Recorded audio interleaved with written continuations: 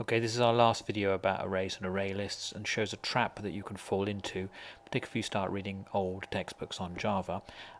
This is something that people do quite often in coursework, and it does cause problems. So what I've done here is I've written a program with an array list in, and the actual details of what it does down here are irrelevant. What's important is this line up here. Okay. Now what I've done is I've left out the business with the angle brackets. So rather than saying angle bracket string here, an angle bracket string here, or just angle brackets, then I have left these out altogether. Now this program will compile, okay, and it'll work. But when you compile it, you get this message here. Now this is a compiler warning. And amazingly often people think, oh, well, my program's compiled, there's some stuff here, I'll ignore it. You absolutely should not ignore this. It means there is something wrong.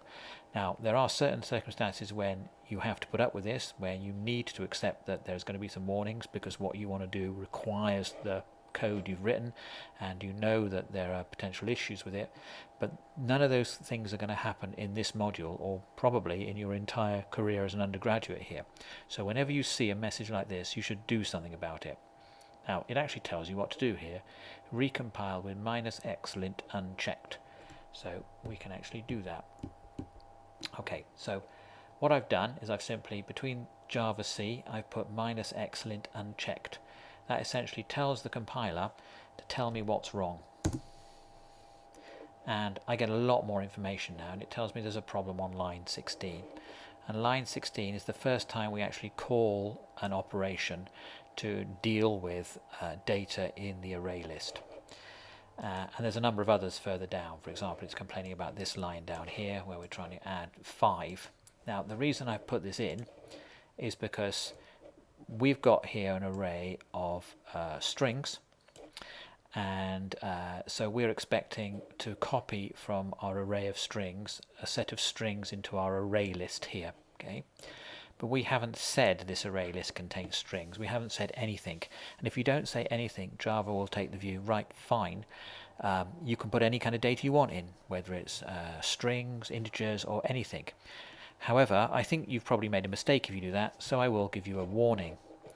And you can see that down here we're actually adding in an integer, and the compiler let the code compile. It gave us a warning, but it let the code compile. Now it's possible you might have a program which does need to have different kinds of data in, but it's unlikely. And actually doing this is normally very, very bad practice, because what we've done is we've essentially said, let's write a program which will only cause errors that can be trapped when we run the program. That is, the compiler cannot find out that's something wrong.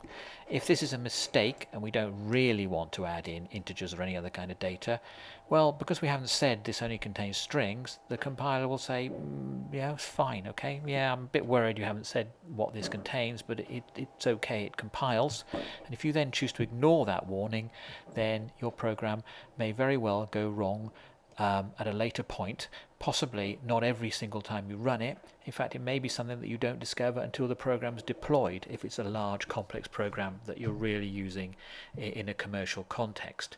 It's always better to give the compiler as much information as you possibly can, because it's always better for the compiler to trap errors than to trap them at runtime. The compiler will always look at the whole code. If there's anything wrong it can find, it will tell you every time. If you don't give it enough information, then it might not be able to do that, and it might not be able to catch something that later goes wrong when you run the program. Now in this case, the piece of information we're missing is this string. Okay, so if I put this in now and I compile it, that will fix the compiler warning. But now the code doesn't compile, because actually it spotted the fact, aha, you said that this thing here only contains strings, but here you're putting an integer in it. And if that was a mistake, you didn't mean to be putting an integer in, providing that extra piece of information there has meant that this error has been caught, and where otherwise it would not have been. Now you will only find versions of ArrayList without this in very old textbooks, but unfortunately there are some very old textbooks, more than about 7 or 8 years old in this case, around, so do be careful.